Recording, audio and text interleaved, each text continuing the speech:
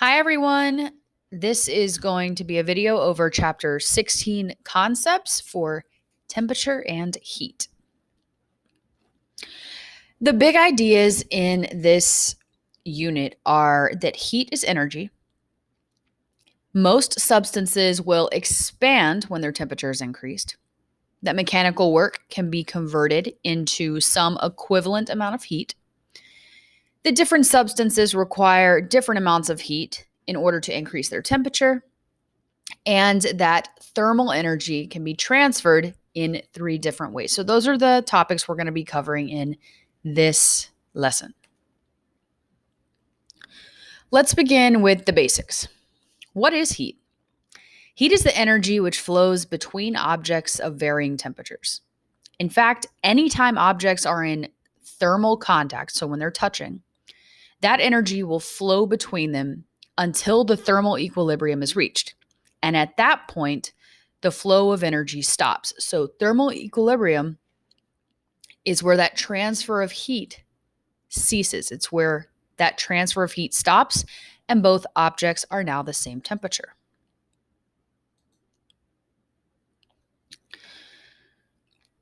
Since I've mentioned thermal equilibrium, I'm going to get the laser.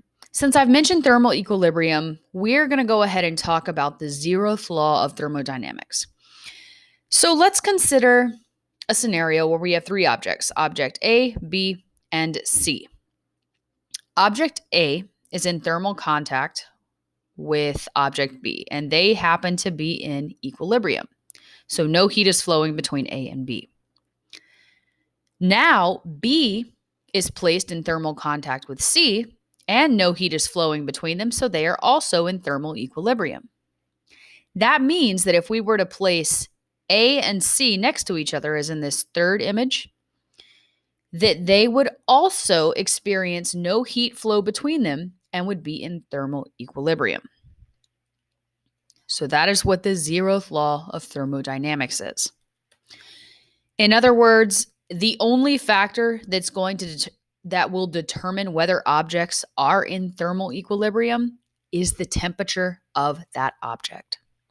So as long as A and B and C are at the same temperatures, then A and C will also be at the same temperatures. You're likely already aware that there is more than one scale for temperature, especially since we live here in the US.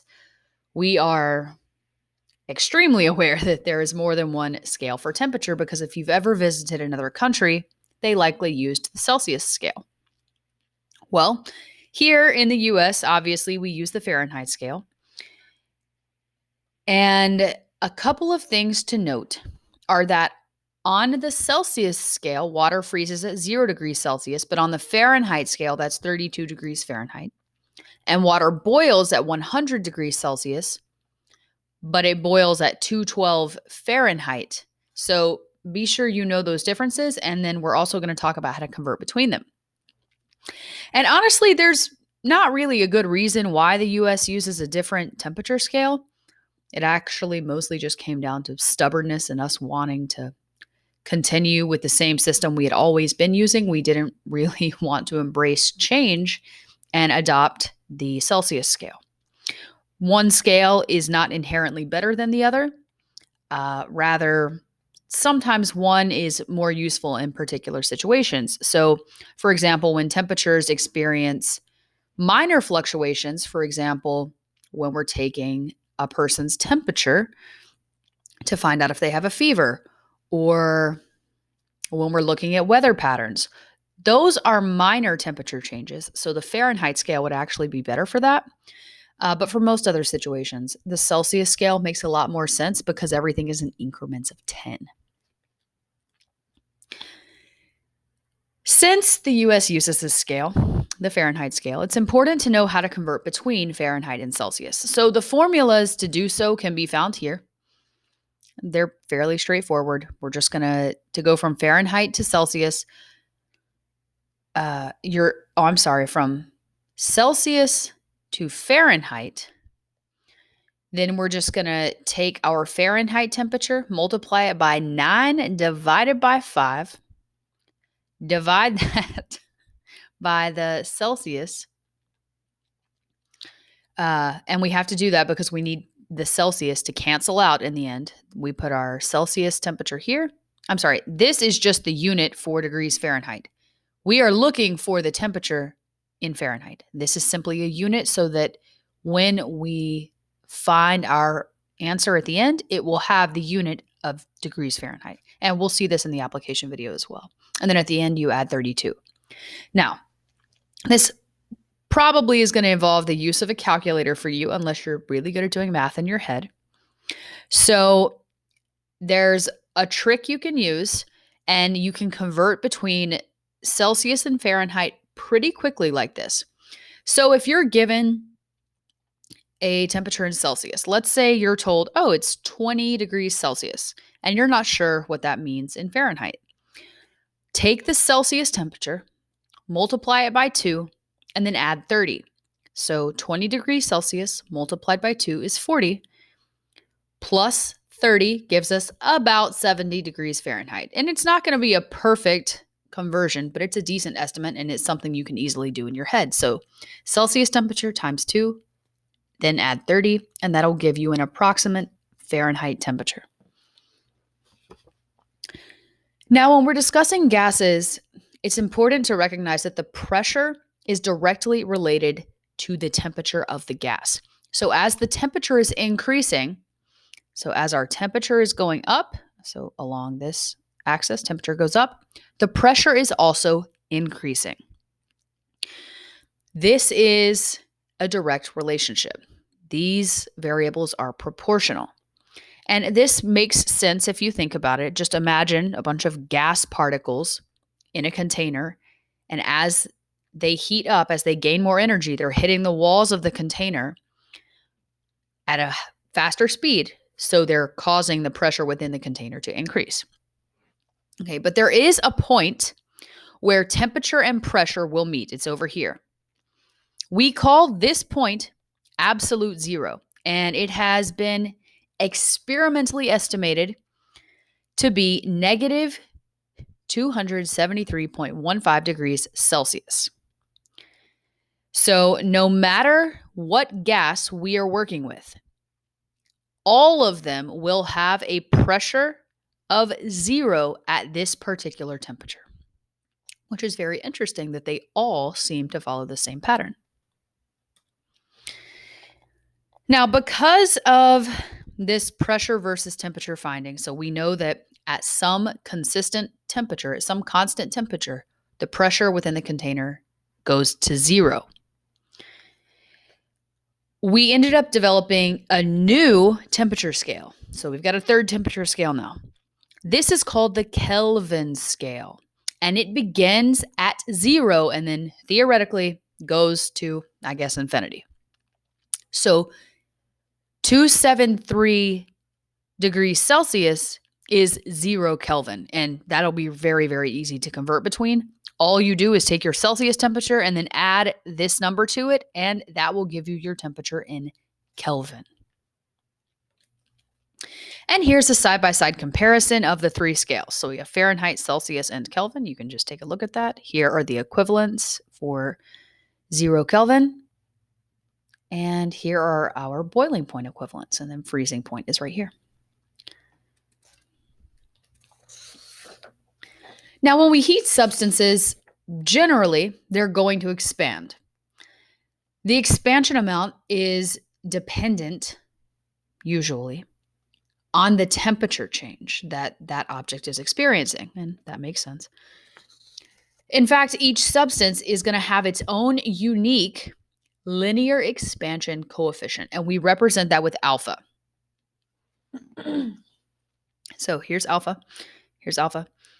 The coefficient of linear expansion is just how much an object will expand when it is heated. And we can determine how much an object's length will change with this equation. So delta L, which is how much the length changes, we can also do this for volume, is equal to the coefficient of linear expansion, which is unique to each material, times the original length times the change in the temperature. And that will be reported in, well, depending on what your temperature unit was, either inverse Kelvin or inverse degrees Celsius. And here are some common coefficients of thermal expansion. You can take a look at those here. Even if you've never heard the term bimetallic strip, you are likely familiar with what they can do because you have used modern technologies. A bimetallic strip actually takes advantage of those linear expansion coefficients. And this strip is something that we could use when we need to trigger something to turn on or off, so something like a thermostat.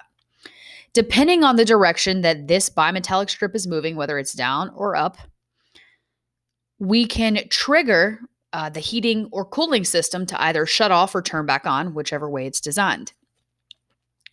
So if we look at this lower portion, we see that the materials are different. So if the lower portion, portion B, has a greater linear expansion coefficient, it will shrink more when it's cooled and expand more when it's heated. So as this one is cooled, we can get it to pull the strip downward. And as it's heated, we can get it to push this strip upward. And that's how it could potentially trigger a switch to turn a unit on or off. We looked at the change in length of some object as it's heated. So now we need to look at the expansion of something that is flat, something that might not change in length, but it might change in its area. So to find how much the area expands, so the area of some flat object, we can use this equation. So it's very similar.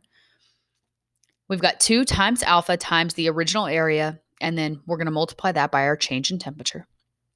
And that'll tell us how much the flat object is increasing in area. And just so you know, this hole can increase in size too. So when this disk increases in size, every single part of it is increasing in size. This loop portion, the disk portion, this middle portion, and the center. We'll call this the donut and the donut hole.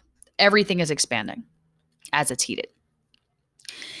And to find the change in volume, again, it's going to look very similar, except this time we're doing 3 multiplied by alpha, multiplied by the original volume times the change in temperature.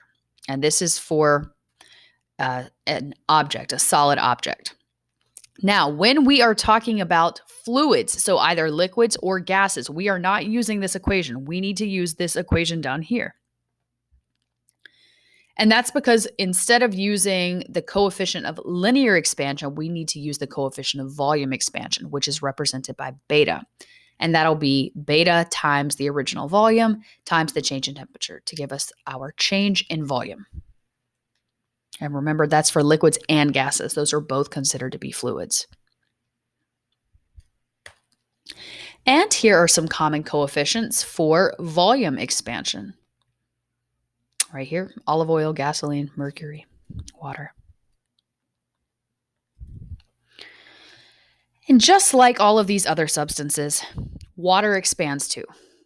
In fact, it expands when it is heated, but unlike some other substances, it also expands when it is freezing. So when we go from liquid water to ice, we actually see an expansion, which is unusual because most substances just expand as they're heated. So water does that as well, but it also expands when it is being cooled, so when it's freezing. And it's actually a very unique property of water and one that is incredibly beneficial. This explains why ice floats on top of a frozen lake.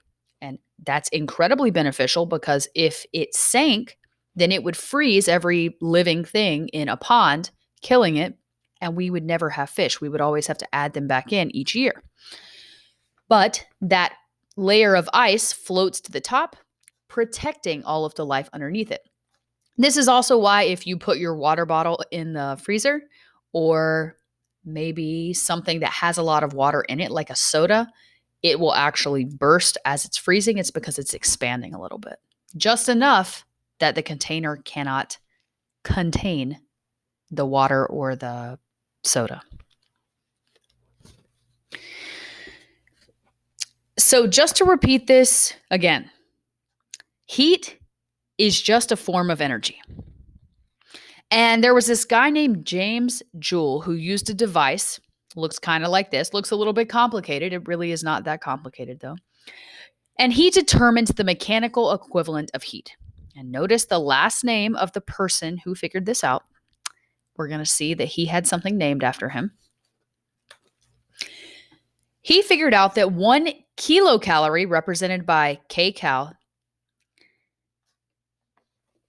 is the amount of heat that's required to raise the temperature of 1 kilogram of water by 1 degree Celsius. So you remember that guy, James Joule, we talked about here? Well, we briefly mentioned here. He now has a unit named after him. So we related the calorie back to the joule. And we now know that 1 calorie is equal to 4.186 joules. And this is a conversion you need to know. We abbreviate joules with a J, but that's how you actually spell joules. It's not Jewels.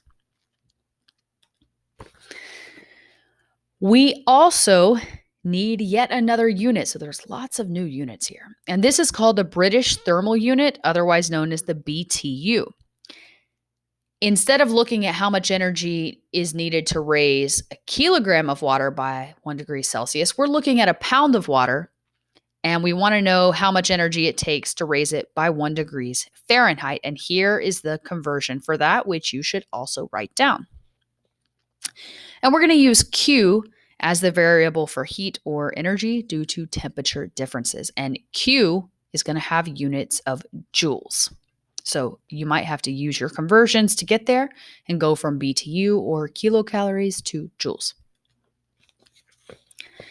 We can determine the heat capacity of an object by looking at how much heat was added to a system and then dividing that by the change in our temperature.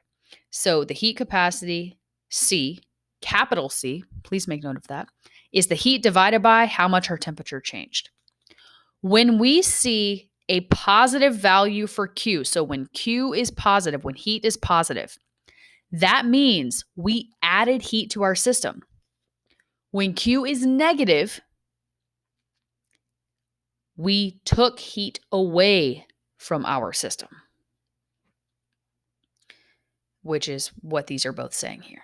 So positive Q means we added heat. Negative Q means heat was being removed. It was released. An object's heat capacity is dependent. It is dependent on its mass. So we also need to define a new term, and that term is specific heat.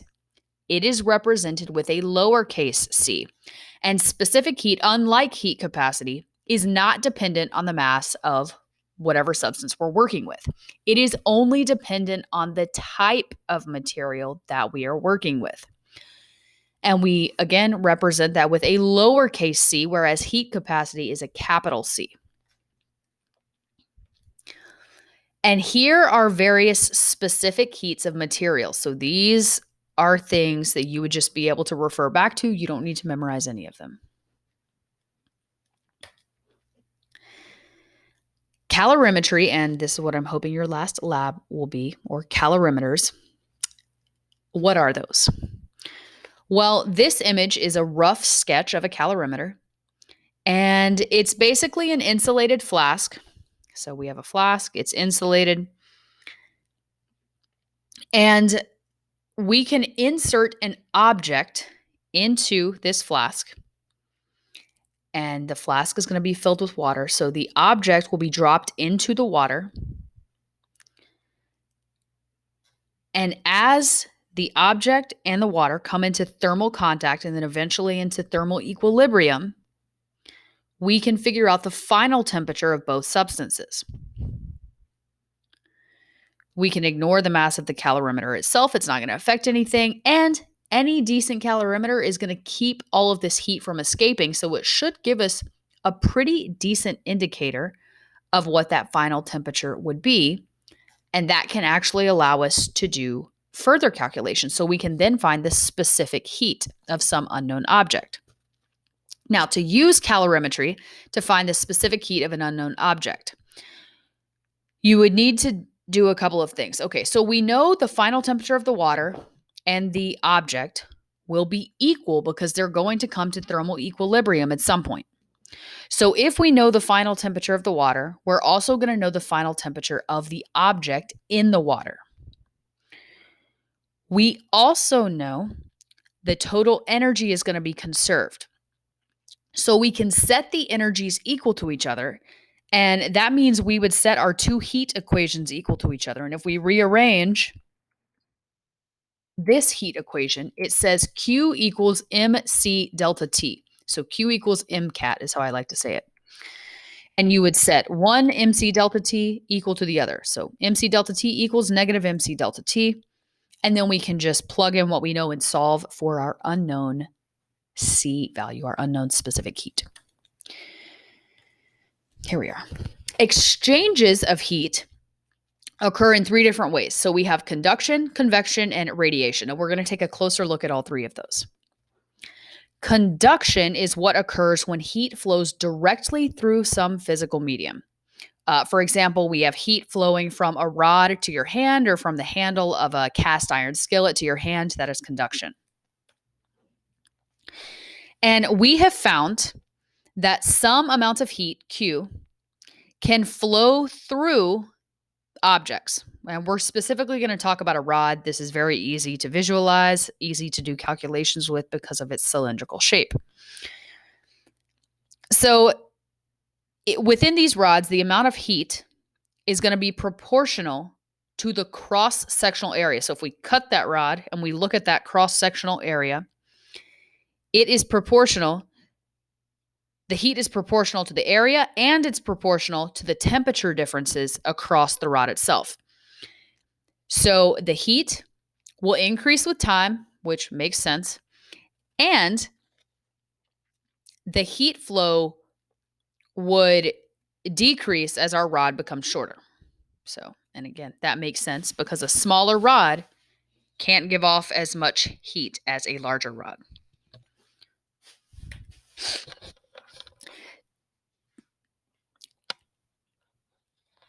Now, putting that all together, heat flow by conduction can be found with this equation right here. And in this equation, this K represents the thermal conductivity of the rod.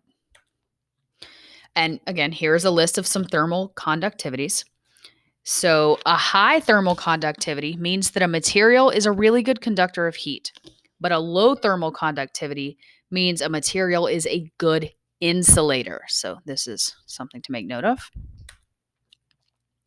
Our second type of method that heat can be exchanged is convection. And convection occurs when a fluid, so some fluid, that's got to be a liquid or gas, moves because of a temperature difference. So this occurs when, if we say hot air rises, that's because the fluid, so in this case, if we're talking about air, the gas moves the heat that it holds as it travels about a system. So convection is just the heat that is moved about when a liquid or gas travels or flows. And finally, the third way, radiation, and that is given off by all objects through electromagnetic radiation. And we know this is on a scale. We can see we can only see the visible light spectrum, and then UV and infrared, we have special equipment to allow us to see. Radiation is special though, because unlike convection and conduction, radiation can move through a vacuum. So this can be transported through a vacuum, whereas convection and conduction cannot. When solid objects are radiating heat, we can determine an approximate temperature based on the color that the object is glowing. So as an object heats up, it goes from a reddish color to more of a yellow color. Reddish to a yellow-orange to a white, and eventually it would also go to a blue color. That would be very, very, very hot. So let's just think about something that we might be familiar with. Let's think about the stars in the sky. This means that a star that appears a whiter color to us is going to have a much higher temperature than one that is appearing more of a yellowish color.